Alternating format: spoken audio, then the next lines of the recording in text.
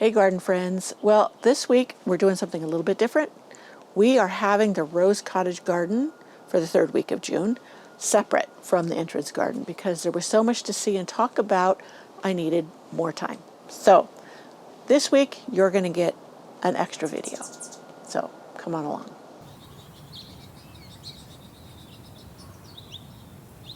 Yeah, at the end, please stay tuned because I am going to share with you a video from May 5th or 6th and the dramatic difference between then and now. You will be surprised. So stay tuned for that.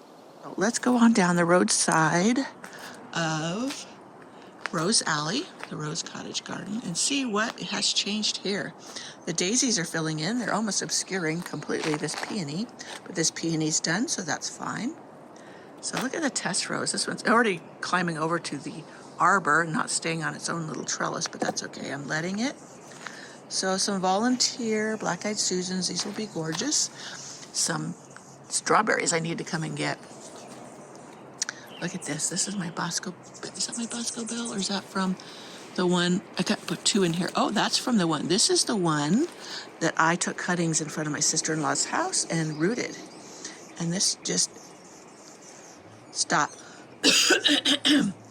This is just the most gorgeous rose. I've showed the picture of it. I'll see if I can share it with you growing along her fence. And then this one over here is Bosco Bell. Look at it, it's just loaded with buds. That's going to be beautiful. Now these iris I have not deadheaded or cut down because these two will come out. They're a repeat of others that are back here. And I could put in another color here come fall. And here's my Roseanne hardy geranium. It's the same one as up front, and there's just a piece here that I divided off of that one and brought down here because it's a gorgeous, gorgeous rose. This peony is fading away. I didn't have it properly supported this year, and I will. I'll make another cage for it like I do my other ones with the big panels, the remesh for concrete reinforcement. They're real easy to make. So Jupiter's beard with some foxgloves. Some of these foxgloves are nearly done. Some I will take out. Others I will let go to seed.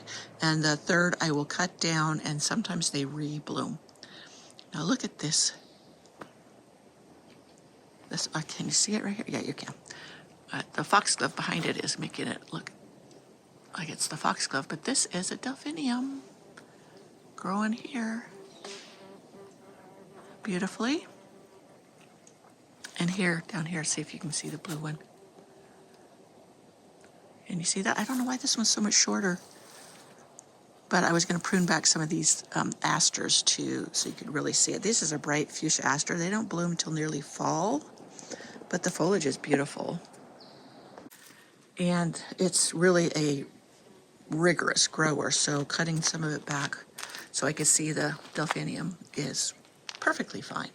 Now here is some more irises that I want to take out and thin out because I have more than enough of one color. Here's my tiny monster. I was trying to, it flopped like that one, and I was trying to see if I could support it and if I liked it supported or not. I'm not sure yet. It doesn't bother me too bad because this is the roadside if it flops. But I was, like I said, seeing if I liked it better. I may go ahead and make supports for it next year. I can cut it back and they will rebloom.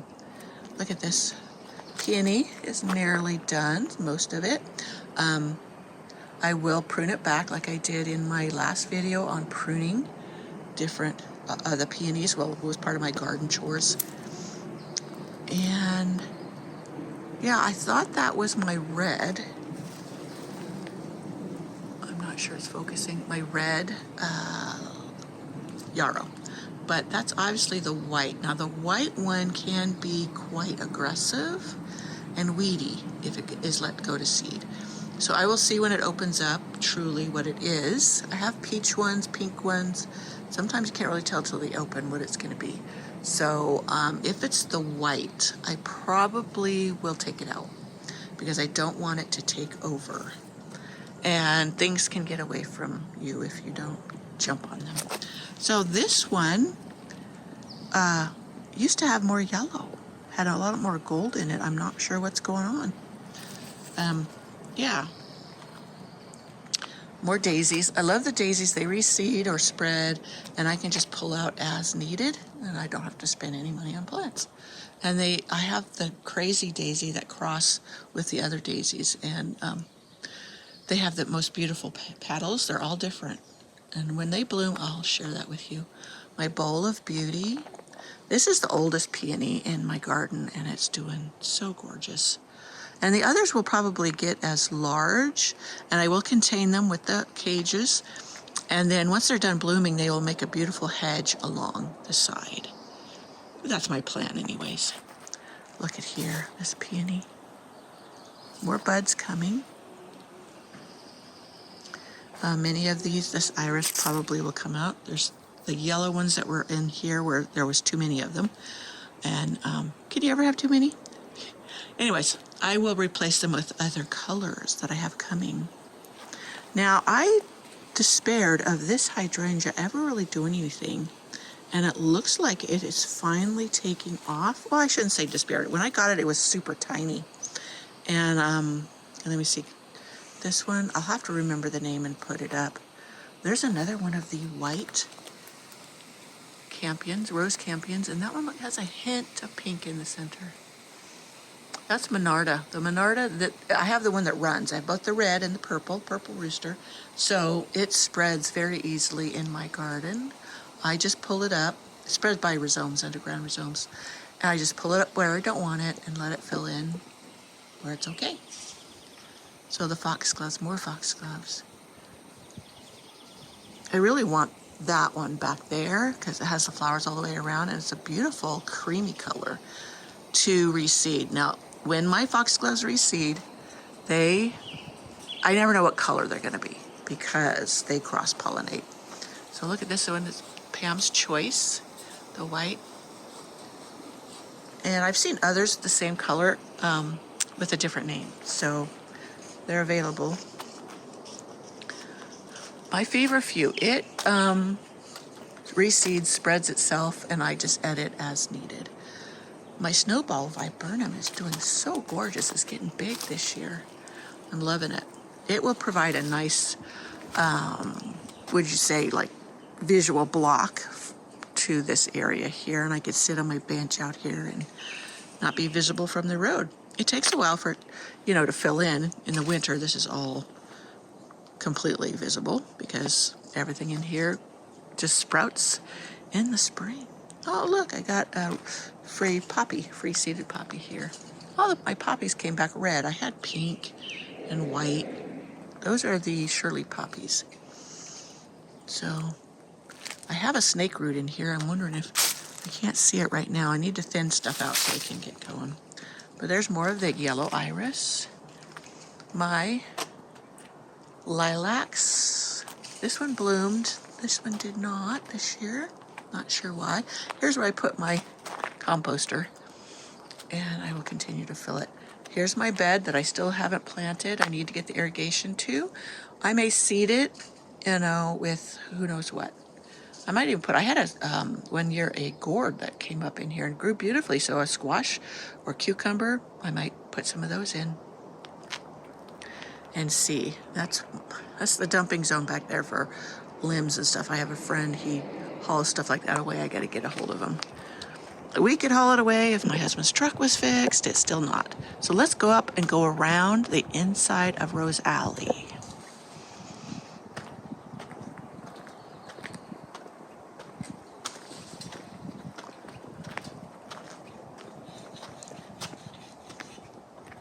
Good morning, Rachel. Yeah. Alrighty. So here's my trumpet vine I was going to move. I always have big plans and then I don't get to them, but it's okay. I keep it in check. I do need to cut out the suckers from below. I don't want it to take off. And I'm trying to train it into this tree form. And here is Madame Alfred Carrier rose. And my Dreamweaver going up that trellis. I need to prune off many of these flowers, deadhead. This Bell of Walking, and it will keep blooming if I keep it deadheaded. Same with the roses. The test roses do really good reblooming. Here's that lilac, sweet sugar lilac, Clematis, and it would be growing like this, just beautiful, and then all of a sudden it would die. I don't know what's going on with that. So the New Dawn rose is blooming pretty. I need to train it, tie it up to the arbor. Yeah, now the one thing, I had this up where I have my Eden and the arbor in the front, and I didn't like the way the flowers fell apart all the time, very quickly, where the Eden holds its flowers a long time. But it is a prolific bloomer, so it was worth a spot back here in an area that I don't mind that the petals fall everywhere, and it just keeps reblooming. So, and you can see it's putting on more new growth. I will tie that, I will lean it all towards the arbor. This is the other side of the barrel with the Bosco Bell and the Jupiter's beard. And you see the foxglove. Now these two foxgloves, I have plenty of this color in here. So I'm going to pull these out because they are starting to obscure the daisies and stuff that are coming up. And look, here's my lupin. It's going to seed. And I will get babies, baby plants. There's my Constant Spry climber. Now that's a one-time bloomer. It's a David Austin rose, but it's supposed to be super gorgeous. And I can plant another rose on this arbor that blooms later and longer, so that I'll have constant flowers. This Constant Spry is supposed to bloom earliest and be really fragrant. So that's why I put it in there. I'm hoping the gophers leave it alone because I didn't have a cage when I planted it. And yeah, it's iffy because the gophers have gotten to some of the roses in here. One of my beautiful phlox starting to bloom. Love it. Here is that ground cover rose. It was apple blossom. I don't remember if this was a drift or what's the other ground cover rose? I know when I bought it, so I'll look it up. I bought it at Elk Grove. Oh, I'm going to go down one side. I'm not going to do that, go side to side. I'm going to go down one side and up the other. So this is Calamintha. I think this is white. It's related to the Nepeta. And beautiful. Look at this quicksilver rose. Look at that. Look at all those buds. So it's coming up back here, and I want it to stay on the arbor. So I will put some pantyhose strips and pull it this direction so that it will climb. Now this batch of irises are all the same color. It's Starship Enterprise. So some of these will come out. I'll take out half of them. This will open up a spot in the garden. And I have another, I think that other phlox I have up front, I may put here. We will see. Look at my Gertrude Jekyll. Isn't that the most vibrant pink? She's had tons of flowers. I'm deadheading. And this one, this bud doesn't look like it's going to make it. I'll have to deadhead it, and then it'll reflush more blooms. So it's going to be beautiful. That phlox back there is a vintage phlox from Friend's Garden. It's a beautiful lavender. It's a little later blooming, but it gets very tall, which I do love. I do love. I love the color. Don't you just love the color of that foxglove? The pink with the creamy middle. Yeah, I think that's one of few. There's a late blooming iris back there. It's kind of obscured. I'm probably going to move it. Now you can see my love song rose barely back there. And let's see, did I miss anything? Veronica, this is Bushy Boy. I got this one from Annie's Annuals, and it just blooms all summer long so beautifully. Now these, probably by the end of the week, I will take these out. I'll leave this back one to seed because I like that color. But these two are beginning to obscure other plants that are going to be coming into bloom. Look at my Jubilee Celebration rose. This is one of those roses. This is a David Austin rose, but it usually blooms all summer long for me. Look how loaded it is. And it's got these beautiful, even as they fade out, they're gorgeous. I do think I'm going to have to support this. So I'm going to make one of my little cages. I do them half circles so I could just pop them in there as needed. Baby blanket. That's a ground cover rose that does gorgeously. Look at that. iris, just beautiful. I was going to share with you, I will when I come up the other side. I have Prince George. I had a follower who wanted me to share Prince George. It is an out of commerce iris, so I'm not sure. A lot of times if they go out of commerce, it's because there's some attribute of it not reproducing well or whatever, or maybe they just needed to replace it. Now here's my pretty in pink Eden. As you can see, it has turned out to be a regular Eden. Pretty in pink Eden is a darker pink, rather like Gertrude Jekyll, or even darker than that. And this is definitely not it, but it's still so beautiful, I don't mind. And I know the Edens do well for me. And that ground cover rose down there, I don't remember what it is, sadly. So my Albertine is doing exactly what I wanted it to do. Look at how it's growing up this arbor and blooming all the way up. Just super gorgeous. Alrighty, the Sweet Williams are starting. And over here, the nepet I've put on this side, I was trying to put it on both sides so that both sides would be framed, the pathway with the nepeta, and I've got some small ones up there. They're all filling in and doing beautiful. So here is the lamium that I cut back in my garden chores video. I still have more to dig out. You see how it's rooted right there? I don't want it there. I want it to stay right along the edge here. Yeah, it's one of those that can be a bully, and many people in areas, it can be invasive or listed as invasive, so don't plant it if it is in your area.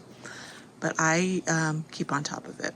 So, and I had shared this wire vine in that video, and I had to pull it out because I started seeing runners in the ground. It had gone through the bottom. So now I have to replace that with some more blocks, and I just have to dig this out to do it properly. It wasn't a chore I was going to think I had to do. And all of a sudden I did. Look at that penstemon. Isn't that blue? The most vibrant, gorgeous blue. Now it reseeded itself. That is the original plant back there. And this is another plant where it seeded. And that's a native here. So that's probably why it did so well. And here is my Sunblaze Salmon Rose. There's some other Sunblazes I want because they do beautifully all summer long once they get started. At least they do for me. So you'll notice I pulled out or cut back the violas that were right along here so you could see back in here. Look at my dianthus. Aren't those gorgeous? Oh, look. Here's a snoozing bee. Is he in focus? Yeah, snoozing on the foxglove. So these two, you see how one's creamy and then one's white? I love how they do that. Now that, again, I showed you this one. I love that one. See how it's blooming all the way around and it looks like it has a little seedling next to it? I love that attribute. And the flowers are held more straight out rather than going straight down. So, more foxgloves back there. These ones have maintained a deeper color. I like that. Now this iris seems to be the same one as I had showed you up by the Love Song Rose. I'm not certain. I have two that are very similar. In this area, I had really bad struggle with the gophers, so that's why I went ahead and let the foxgloves fill in for the most part, and will continue to do so because the gophers won't eat them. They are poisonous. So, yeah, let's turn around this way. This little hydrangea, I don't think I'm going to get blooms on it because it's one of those that the blooms freeze off and it only has the one bloom. So my patio, cleaned it up. I still need to rake it, and when it's dry, I had watered because the Corsican mint I saw was creeping along in here. And so look it up here. Now the blue Aquilegia columbine are going to seed, and I said I was going to spread these throughout the garden because it gave early that beautiful blue color. I think I pruned back or deadheaded half of it and see if it will rebloom. Look at my pistachio clematis climbing up with the rose. And look at my Warsaw Nike clematis. That's the one I had cut back to about maybe 8 to 12 inches earlier in the spring. And look at it now. That thing just, it loves it there. We used to have a rabbit. The cage was attached underneath the stairs. We didn't have the lattice. And all the droppings fell down here. So this is a very rich area. Look at my Queen of Sweden rose. This one was filled. I took video earlier for a video I'm doing of the roses flower patch. I was going along and sharing all the different roses I have. And this had more blooms. But what I love about Queen of Sweden is it doesn't get too terribly tall, but it holds its flowers upright. They don't flop over like a lot of David Austin roses will.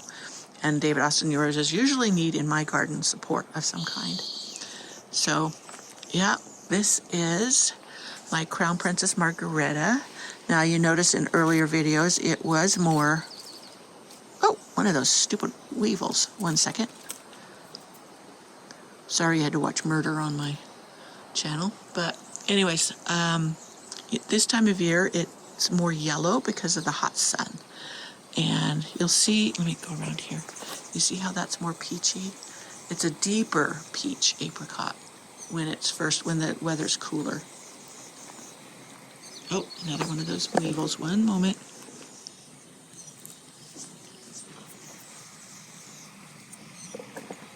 So, yes, back. All right, down here is my Excelsia rose. I'm trying to pull it forward towards the arbor. And this one was supposed to be Super Dorothy, but it isn't blooming like Super Dorothy. So I think I was given an incorrect rose. So I will have to reorder a Super Dorothy and go from there, because that isn't Super Dorothy at all. So the Cat's Pajamas Nepeta, I absolutely love it. This one will probably need to be divided this fall, and I will go ahead and plant more along the other side. See, like this was a division off of some of the Nepeta. Look at this. This is my Patricia hardy geranium. Look how big it gets. That is at least 3 feet tall. And there's my Zephyrine Druin rose. Now it does have a little bit of powdery mildew. It is susceptible to it. And I have another pink rose right there that will climb up the same arbor. And when the Zephyrine kind of doesn't bloom as much, then it will fill in and bloom. Look at these snapdragons. Aren't they gorgeous? I didn't know snapdragons got this tall. What is it? It's almost 4 feet tall. So this Aquilegia, I think it's brown barlow or black barlow, I am going to remove it because see how it's pushing out my Cat's Pajamas. Now it looks like it's going to bloom again. After it's done blooming, I could just trim back part of it and maybe let it go ahead and rebloom, but I will move it back or just let the seeds go and I will put the seeds towards the back. Look at these foxgloves with that iris. Some of the later blooming iris are still going. They're beginning to fade out. Look at that. That's another one with it's a little bit lighter pink with the creamy center. I love that. These will be allowed to reseed in here and come back next year. That barrel is awaiting the roses I am going to place in them. Look at this little vintage rose. I will look up the name. I keep saying that and I keep forgetting to do so. I know I have it and I've forgotten which one I put here, but I need to deadhead some of the faded ones. You see how it's brighter pink and then these fall apart. So I'll come out and deadhead. I do that many times early morning, like 5:30 when it's just light, with my coffee and my nippers and do that. Here's I think this Jackmanii Clematis climbing up here. I have Charlie Brown down on my lower one. This salvia, I'm just loving. I can't remember what the color was or the name. And I am going to do tip cuttings because I want to put more of this around. We'll see how well it keeps blooming in the summer. These irises, many of these will be coming out because they're all of one color that I have plenty of in other areas. I will leave one in here, and then I will put more colors in here because it's so beautiful to have those irises blooming. This poor Nepeta is getting pushed forward by these irises, which are coming out, so I can prop it back up. Look at, here's my Biocafo hardy geranium. Just doing beautiful, those delicate pink flowers. So I got a phlox blooming back there. It's kind of hidden with everything. And that is Limelight Prime hydrangea, and I've lost one before. Didn't do well, and so I thought, well, maybe this one will back here against this wall. It's a kind of a warm spot in the winter.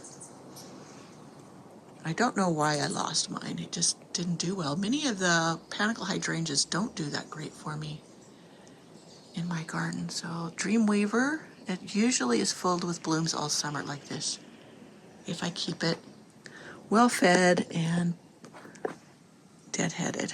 So yeah, my Lithidora, it was filled with many more blooms, but right now that little bit of blue is just gorgeous. This is a tough ground cover. I need to pull out those poppies. They now are getting weedy looking. So I'm going to stand back and I'm going to show you what the Rose Cottage Garden looks like today. And then I'm going to share with you a clip of what it looked like on May 4th. You will be surprised at the difference.